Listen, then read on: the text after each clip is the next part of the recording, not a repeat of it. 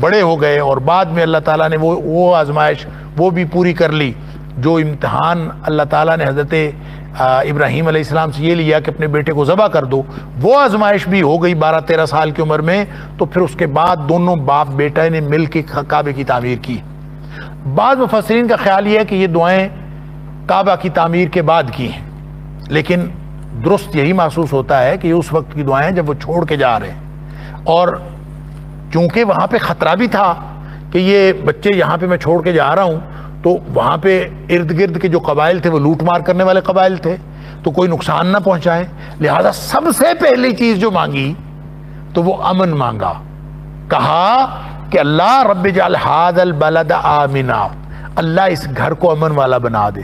اللہ نے ایسی دعا قبول فرمائی حضرت ابراہیم علیہ السلام کی، سبحان اللہ، کہ اس گھر کو امن والا بنا دیا۔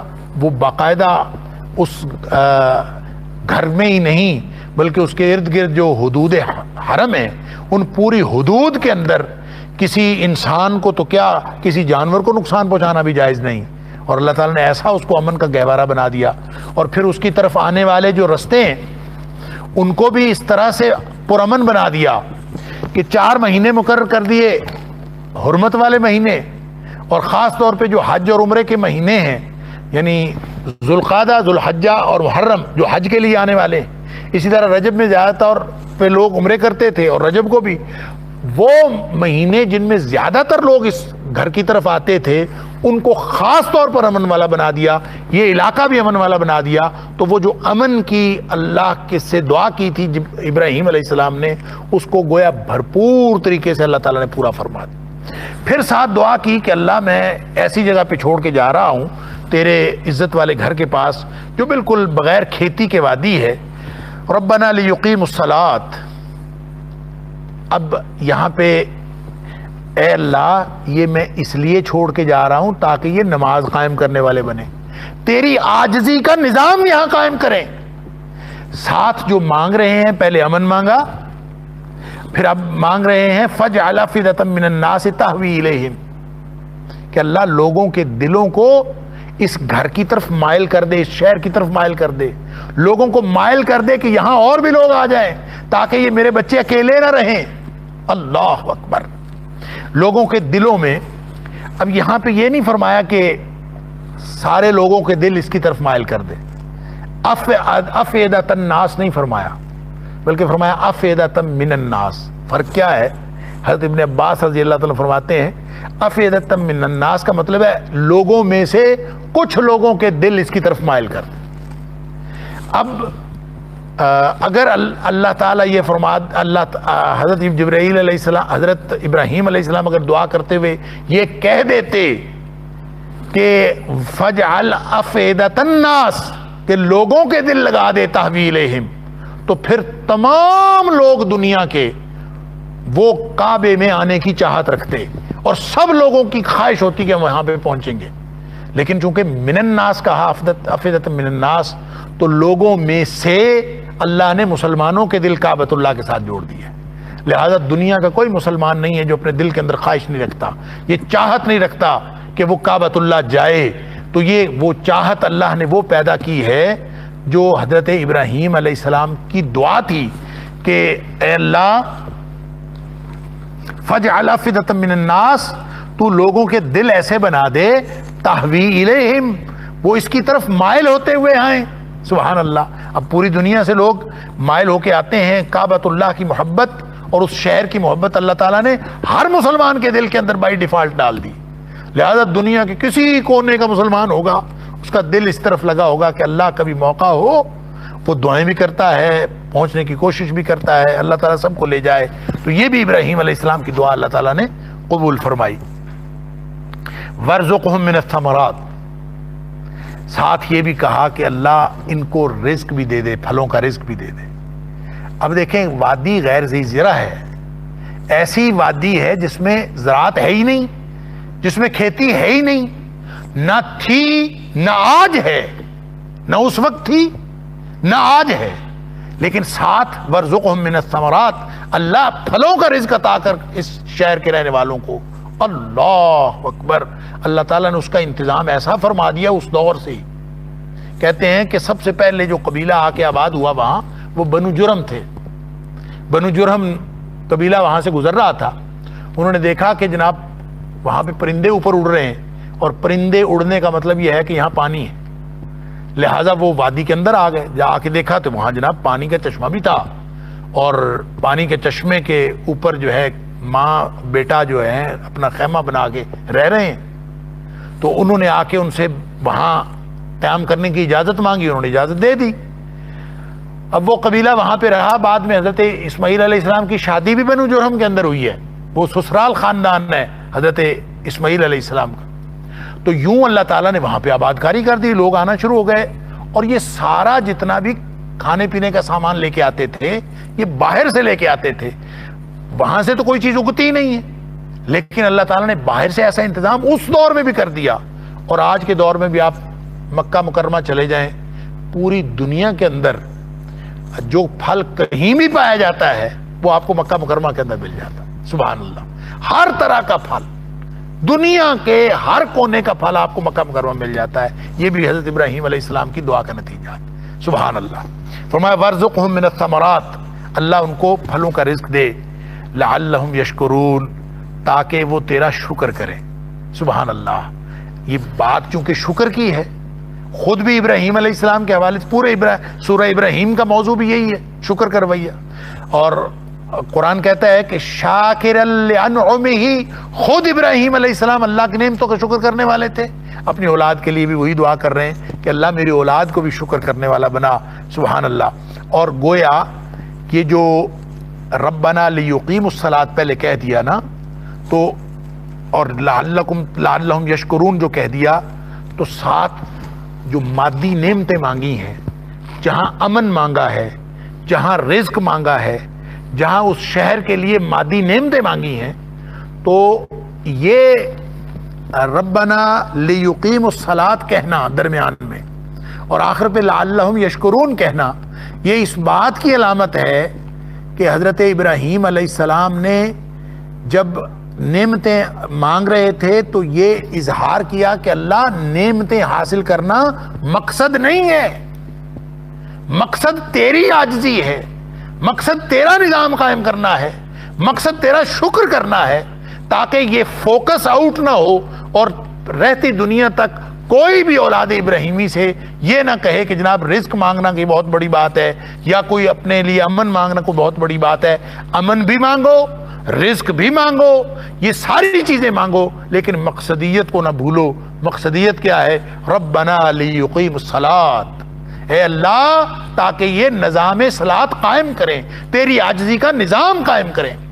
اور پھر فرمایا لعلہم یشکرون, تاکہ وہ کردار اپنائیں جو شکر کا کردار ہے. اور شکر کا کردار کیا ہوتا ہے؟ میں نے پہلے بھی کئی دفعہ عرض کیا کہ شکر کا لفظی معنی ہوتا ہے کسی چیز کا بھر جانا, اور اس جانور کو شکار یا شاکر کہتے ہیں جو تھوڑا چارہ کھا کے بھی خدمت پوری دے. وہ دودھ دینے والا جانور جو تھوڑا چارہ کھا کے پورا دودھ دے, یا وہ گھوڑا جو تھوڑا سا چارہ کھا کے پوری خدمت اور پوری ڈیوٹی دے, اس کو کہتے ہیں کہ یہ شاکر ہے. لہٰذا ہم سے جو تقاضا ہے وہ یہی کہ اللہ کی نعمتیں ہمیں تھوڑی ملی ہوں یا زیادہ, ہے تو اللہ کی نعمتیں اتنی ہیں کہ جو انڈیویجولی ہر شخص کو ملی ہوئی ہیں وہ بھی انسان گن نہیں سکتا کتنی نعمتیں ہیں اللہ تعالیٰ کی جس سے ہم استفادہ کر رہے ہیں. اللہ اکبر. اپنی ایک ایک نعمت کو بھی انسان نہیں گن سکتا کہ اللہ نے ہمیں کتنی نعمتیں عطا فرمائی ہیں. تو جن نعمتوں کو گنا نہیں جا سکتا ان پر شکر تو ادا کرنا بنتا ہے. اور شکر کیا ہے؟ شکر کا رویہ یہ ہوتا ہے کہ انسان اس نعمت کو اسی کی مرضی سے استعمال کرے جس نے وہ نعمت عطا کی ہے, اس کی قدردانی کرے, یہ ہے شکر. لہٰذا اللہ نے یہ نعمتیں عطا کی ہیں, چاہے وقت ہے, چاہے صلاحیتیں ہیں, چاہے رزق ہے, چاہے مال و دولت ہے, جو کچھ بھی اللہ نے عطا کیا ہے یہ اللہ کی مرضی سے استعمال ہو, اور ہر دفعہ ہر دم اللہ کی نعمت کا اعتراف ہوتا رہے, اللہ کے سامنے عاجزی کا اعتراف ہوتا رہے کہ اللہ تو عطا فرمانے والا ہے. الحمدللہ رب العالمین. حمد ہوتی ہی وہ تعریف ہے جس کے اندر شکرانے کے جذبات. ہر تعریف, ہر مدح حمد نہیں ہوتی. حمد صرف وہ تعریف ہے جس کے اندر شکر کے جذبات ہوں, اسی لیے فرمایا کہ افضل کلمت شکر الحمدللہ، بہترین کلمہ شکر جو ہے الحمدللہ ہے۔ جب انسان الحمدللہ کہتا ہے تو اللہ کا شکر ادا ہوتا ہے۔ تو یہ عاجزی کا ایک نظام۔ تو یہ دعائیں تو مانگ لی، ساتھ ایک اور دعا کی، ربنا، اے ہمارے رب، انک تعلم ما نخفی وما نعلن، اللہ تو خوب جانتا ہے جو ہم چھپاتے ہیں، جو ہم ظاہر کرتے ہیں، تو سب کو جانتا ہے۔ اللہ، وما یخفی علی اللہ من شیء، اور اللہ سے کوئی چیز چھپی نہیں ہے، فی الارض ولا فی السماء، نہ کوئی زمین کی کوئی چیز چھپی ہے اللہ سے، نہ کوئی آسمان کی چیز چھپی ہے۔ اب اندازہ کیجئے، جب آپ دعا مانگتے ہیں نا اللہ سے، تو جب انسان مانگنا شروع کرتا ہے، جو لوگ اللہ والے ہیں اور خاص طور پر انہوں نے مانگ کے دیکھا ہے اللہ سے، ان کو مانگنا آتا ہے، وہ تو اللہ سے مانگتے ہی ہیں۔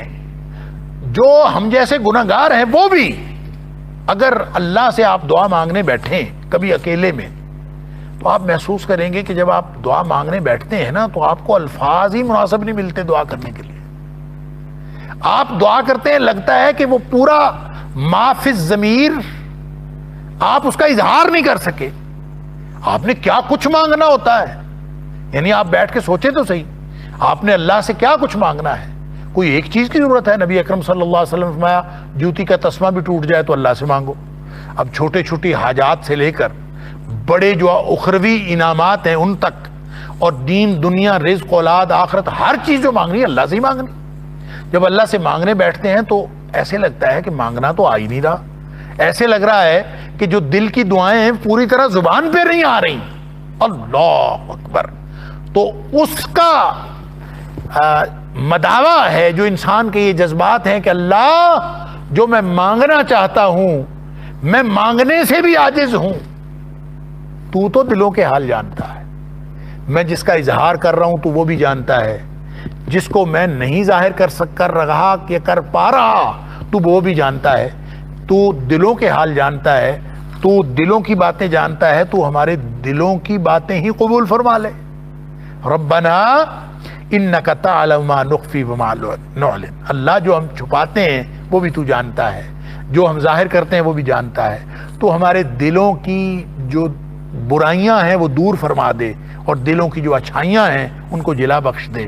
اللہ ہمارے دلوں کی کیفیات کو بھی اچھا کر دے۔ یہ خود بخود دعا کے اندر شامل ہو جاتا ہے، گویا انسان اللہ کے سامنے بے بسی کا اظہار کر دیتا ہے کہ اللہ، میں تو مانگنا بھی چاہوں تو میں پوری طرح سے مانگ نہیں سکتا، لہذا جو مانگا ہے وہ بھی عطا کر دے، اور جو نہیں مانگا وہ بھی عطا کر دے۔ یہ دعا کا حصہ ہے۔ ربنا انک تعلم ما نخفی وما نعلن وما یخفی علی اللہ من شیء فی الارض ولا فی السماء، اللہ سے کوئی چیز پوشیدہ نہیں ہے، نہ زمین کی نہ آسمان کی۔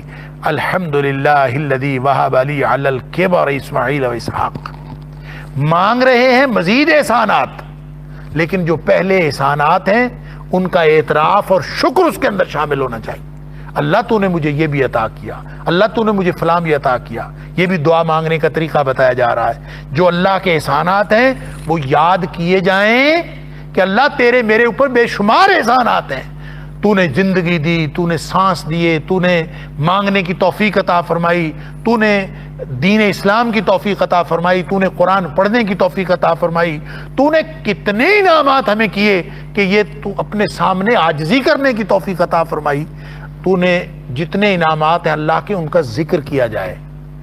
یہ بھی دعا کی قبولیت کی ایک بنیاد ہے کہ ان نعمتوں کا ذکر۔ دیکھیں نا سورہ فاتحہ ہے وہ بھی ایسے ہی، الحمدللہ رب العالمین الرحمن الرحیم مالک یوم الدین، عاجزی کا اظہار۔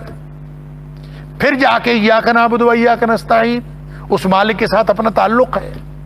پھر جا کے مانگا ہے اہدنا الصراط المستقیم۔ اللہ اکبر۔ لہذا دعا کا استحقاق پیدا کیجئے، اللہ میں عاجز بندہ، میرا کوئی اور نہیں، ایاک نعبد و ایاک نستعین، تیرے علاوہ نہ ہم کسی کی بندگی کرتے ہیں اور نہ ہی کسی اور سے مدد مانگتے ہیں، صرف تجھ سے مدد مانگتے ہیں، تیری مدد کے بغیر یہ ممکن نہیں ہے۔ فرمایا ابراہیم علیہ السلام نے وہاں پہ ایک شکر کا کلمہ بولا اور کہا اللہ تیرے جتنے پہلے احسانات ہیں ان کا تیرا شکر ہے، الحمدللہ، سب تعریف اللہ کے لیے ہے، شکر ہے اللہ کا، الذی وہ ذات وہب علی میں پہلے عرض کر چکا ہوں کہ الحمد کا لفظی معنی ہے سب تعریف اس کے لیے، لیکن حمد وہ تعریف ہوتی ہے جس میں شکر کا جذبہ شامل ہو، لہٰذا ہم اس کا ترجمہ شکر بھی کرتے ہیں کہ اللہ تیرا شکر ہے، اللہ سب تعریف تیرے لیے ہے، الذی وہ ذات، وہب علی جس نے مجھے عطا فرمایا، علی الکبر بڑھاپے کے باوجود مجھے عطا فرمایا، اسماعیل و اسحاق، میں بوڑھا ہو گیا تھا، میری بیوی بانجھ تھی، اس کے باوجود مجھے اللہ نے بڑھاپے میں اسماعیل جیسا بیٹا اور اسحاق جیسا بیٹا جو نبی بھی ہوئے وہ عطا فرمائے۔ ان ربی لسمیع الدعاء، اللہ جیسے بالکل بے موسم پھل تو دے سکتا ہے، جس طرح بڑھاپے میں تو اولاد دے سکتا ہے، ان ربی بے شک میرا رب لسمیع الدعاء، وہ لازماً دعاؤں کو سننے والا، لازماً دعاؤں کو سنتا ہے، اور صرف سنتا نہیں قبول بھی کرتا ہے۔ اس نے اعلان کیا ہوا ہے اجیب دعوت الداعی اذا دعان، مجھ سے مانگنے والا جب بھی مجھ سے دعا مانگے میں اس کو عطا کرتا ہوں۔ رب اجعلنی مقیم الصلاۃ، پھر ایک دعا کی اللہ مجھے بھی نماز قائم کرنے والا بنا دے۔ کیا مطلب؟ میں تیری عاجزی کے نظام کے ساتھ منسلک رہوں۔ ومن ذریتی، اللہ اور میری اولادوں کو بھی بنا دے۔ اگر حضرت ابراہیم علیہ السلام یہ فرما دیتے کہ اللہ مجھے بھی نماز قائم کرنے والا بنا، وذریتی، اور میری اولاد کو بھی بنا، تو پھر حضرت ابراہیم علیہ السلام کی ساری اولاد جد الانبیاء ہیں حضرت ابراہیم علیہ السلام، تو پھر ان کی ساری اولاد نمازی ہوتی، کیونکہ اللہ نے ان کی ساری دعائیں قبول کی ہیں۔ تو انہوں نے ومن ذریتی کہا کہ اللہ میری اولاد میں سے بھی، لہذا اولاد میں سے بہت سارے لوگ نیک ہیں، بہت سارے نبی ہوئے، اور بہت سارے لوگ جو ہیں وہ نمازیں قائم کرنے والے ہیں، اور بہت سارے لوگ جو ہیں وہ ایسے بھی ہیں جو نسلاً ابراہیم علیہ السلام کی نسل سے ہیں، لیکن وہ ان کے پیروکار نہیں ہیں، جیسے قریش مکہ تھے۔ لہذا ومن ذریتی میں ایک استثناء موجود ہے کہ کچھ لوگ جو ہیں وہ نمازی بنے۔ ربنا وتقبل دعا، اے ہمارے رب اور تو ہی دعا قبول کرنے والا ہے۔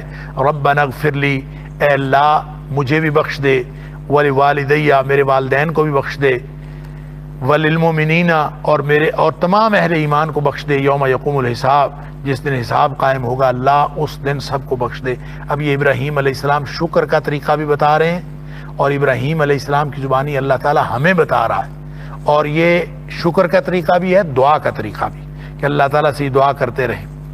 یہ جو دعا ہے والد کے لیے کی، ابراہیم علیہ السلام کے والد جس کے بارے میں قرآن بھی کہتا ہے کہ وہ عازر تھے اور وہ بت گر تھے، اور بت پرستی اسی طرح بت پرستی پر ہی فوت ہو گئے، تو ابراہیم علیہ السلام نے ان سے وعدہ کیا تھا، جس کا ذکر سورہ مریم کے اندر ہے کہ یا سورہ صافات کے اندر ہے، کہ میں آپ کے لیے دعا کروں گا۔ جب وہ جلا وطن ہوئے تھے تو جلا وطن ہونے سے پہلے آپ نے اپنے والد سے وعدہ کیا تھا کہ میں آپ کے لیے دعا کروں گا، تو گویا ربنا اغفر لی ولوالدیہ، یہ وہ دعا ہے کہ اپنے والدین کے لیے آپ دعا کرتے رہیں۔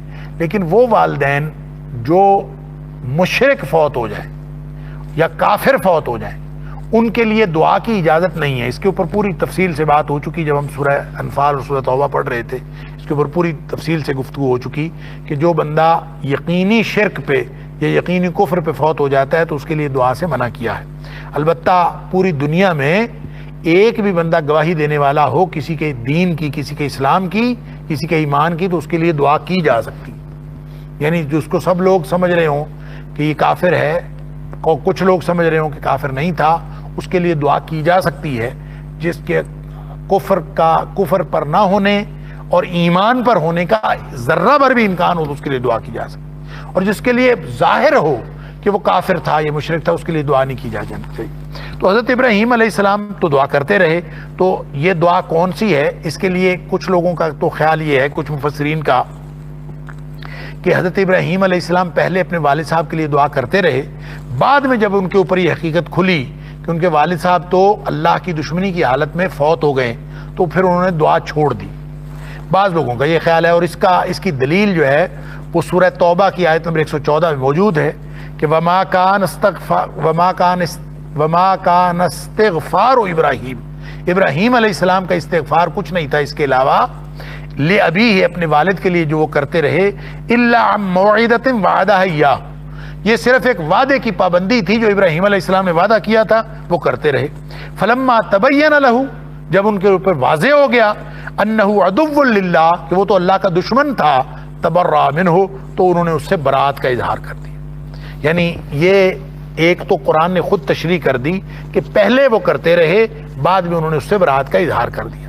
اور بعض لوگوں کا خیال، بعض مفسرین کا یہ ہے، اگرچہ یہ بڑا شاذ خیال ہے اور یہ بائبل کے زیر اثر ہے، یہ کہ آزر جو بت پرست آدمی تھا یا بت گر تھا، وہ ابراہیم علیہ السلام کا والد نہیں تھا، بلکہ وہ کوئی اور خاندانی بزرگ تھا۔ ابراہیم کے والد کا نام چونکہ بائبل نے تاریخ بتایا ہے، لہٰذا بہت سارے لوگوں کا خیال یہ ہے کہ تارے آپ کے والد تھے اور وہ بت پرست نہیں تھے، اور ان کے لیے وہ دعائیں کرتے رہے۔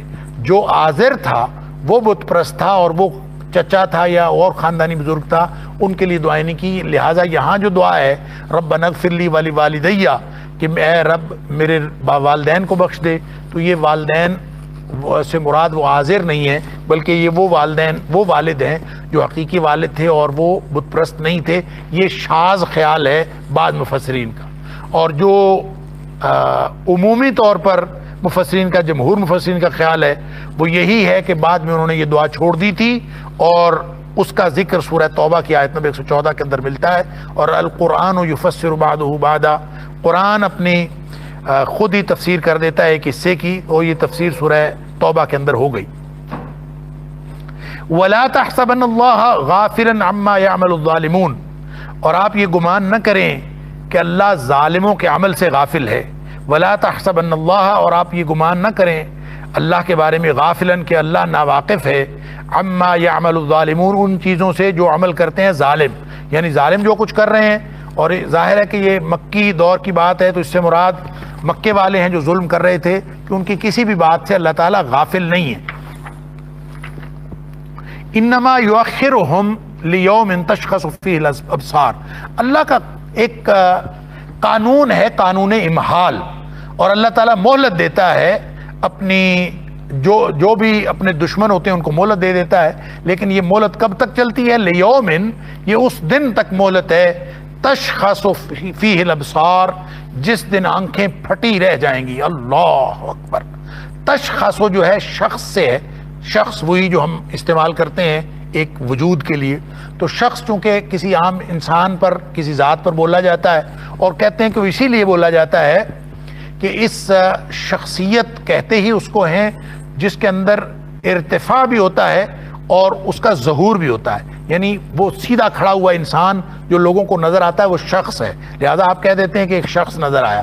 اسی سے شاخصہ ہے، شاخصہ کا مطلب ارتفاع، کہ وہ بلند ہوا۔ لہذا جب آپ شاخصہ کو آنکھ کے ساتھ استعمال کرتے ہیں تو شاخص البصر کا مطلب یہ ہوتا ہے کہ یہ جو آنکھ کی پتلی ہے یہ اوپر کو اٹھے اور پھر اس کے بعد نیچے نہ آ سکے۔ جو آنکھ کی پتلی اوپر آ جائے اور پھر نیچے نہ آ سکے اس کو کہتے ہیں شاخص البصر۔ یہ اللہ تعالیٰ فرما رہے ہیں لیومن تشخص فیہ الابصار، کہ اس میں آنکھیں جو ہیں وہ کھلی کی کھلی رہ جائیں گی، دوبارہ پتلی اوپر جا کے نیچے نہیں آ سکے گی۔ اللہ اکبر۔ جیسے اللہ تعالیٰ نے سورہ انبیاء کے اندر فرمایا فَإِذَا هِيَ شَاخِصَةٌ أَبْصَارُ الَّذِينَ كَفَرُوا، کہ کافروں کی آنکھیں اس دن پھٹی ہوئی ہوں گی، بالکل ایسے کھلی کہ جو کسی خطرے کے باعث دوبارہ نیچے ہی نہیں آ سکتی۔ اس دن یہ ڈرایا جا رہا ہے اس دن کے جو گویا متکبرین کا جو حال ہوگا، جو ان کا حشر ہوگا، اس سے تنبیہ کی جا رہی ہے اور انذار کیا جا رہا ہے۔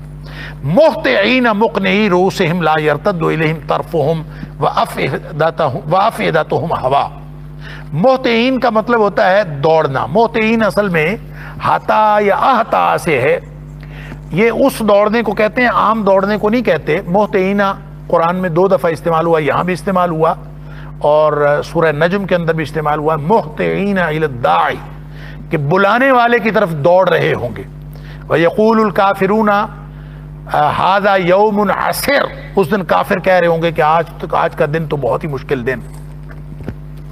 مہطع اس دوڑنے والے کو کہتے ہیں جس نے ایک خاص چیز پر نگاہ ٹکائی ہوئی ہو اور اس کو دیکھتے ہوئے وہ دوڑا جا رہا ہو، جس چیز سے ڈرتا ہے اس کے خوف کی وجہ سے یا پھر کسی چیز کی سے وہ ذلت محسوس کر رہا ہے اور اس ذلت سے بچنے کی خاطر وہ دوڑ بھی رہا ہے اور نگاہ بھی ٹکائے ہوئے ہے۔ اللہ اکبر! اب اندازہ کیجئے کس طرح قرآن نے منظر کشی کی ہے کہ متکبرین کا اور بڑے بڑے جو اللہ اور اس کے رسول صلی اللہ علیہ وسلم کے دشمن ہیں، جو جبابرہ ہیں، جو فرائنہ ہیں، ان کی کیفیت کیا ہوگی؟ ایک تو ان کی آنکھیں پھٹی ہوئی ہوں گی اور ایک وہ دوڑ رہے ہوں گے پھٹی آنکھوں کے ساتھ فرمایا کہ یہ جو دوڑ رہے ہوں گے مقنعی رؤوسہم۔ اب ایک ذلت سے مقنے کا مطلب ہوتا ہے ذلت سے سر اوپر اٹھنا، مقنے کا مطلب یوں گردن اٹھانا، ایک ہوتا ہے ذلت سے سر نیچے کرنا۔ ہونا تو یہ چاہیے کہ ذلت سے سر نیچے ہوں، وہ ذلت سے سر جھکا بھی نہیں سکیں گے جس کے ذلت اور ندامت کا اظہار ہو رہا ہو، بلکہ ایسی کیفیت ہوگی کہ سر اوپر اٹھے ہوں گے، آنکھیں کھلی ہوئی ہوں گی، پھٹی آنکھوں کے ساتھ وہ دوڑ رہے ہوں گے۔ اللہ اکبر! تشخص فیہ الابصار، آنکھیں پھٹی ہوئی ہوں گی، مہطعین دوڑ رہے ہوں گے، مقنعی رؤوسہم اٹھا کے سر۔ اللہ اکبر! لا یرتد الیہم طرفہم، وہ اپنی طرف بھی اپنی نگاہ اٹھا کے نہیں دیکھ سکیں گے۔ لا یرتد، نہیں لوٹے گی، الیہم ان کی طرف، طرفہم ان کی نگاہ اپنی طرف بھی نہیں آئے گی، وہ خود کی طرف بھی نہیں دیکھ سکیں گے، ان کچھ پتہ نہیں ہوگا ایسے جو آدمی دوڑ رہا ہے۔ اللہ اکبر! وافئدتہم ہوا، اور ان کے دل جو ہیں وہ اس دن اڑے ہوئے ہوں گے۔ ہوا کا معنی اڑا ہوا ہونا بھی ہو سکتا ہے، خالی ہونا بھی ہو سکتا ہے، بالکل خالی، کوئی امید نہیں ہے، نا امیدی سے بھرے ہوئے، کسی بھی امید سے خالی اور اڑے ہوئے۔ اللہ تعالیٰ معاف فرمائے، یہ تنبیہ کی جا رہی ہے خاص طور پہ اس کے جو اولین مخاطبین ہیں وہ تو کفار مکہ ہیں اور سرداران قریش ہیں، اور پھر پوری دنیا کے اور قیامت تک کے جو جبابرہ اللہ اور اس کے رسول صلی اللہ علیہ وسلم کے دشمن اور انداد پیدا کرنے والے، مد مقابل بنانے والے، جیسے میں نے عرض کیا کہ وَجَعَلُوا لِلَّهِ اندادًا، انہوں نے مد مقابل بنائے ہوئے ہیں، مد مقابل نظام کھڑا کیا ہوا ہے، لِيُضِلُّوا عَن سَبِيلِهِ، اللہ کے راستے سے لوگوں کو گمراہ کرنے کے لیے۔ یہ ان سب کو تنبیہ ہے، اللہ تعالیٰ معاف فرمائے کہ ان کا قیامت والے دن یہ اشر ہوگا۔ اب اللہ تعالیٰ نبی اکرم صلی اللہ علیہ وسلم کو نصیحت فرمایا وَأَنذِرِ النَّاسَ يَوْمَ يَأْتِيهِمُ الْعَذَابُ، آپ لوگوں کو اس قرآن کے ذریعے سے ڈرائیں، وانذر، ان کو ڈرا دیں، تنبیہ کر دیں۔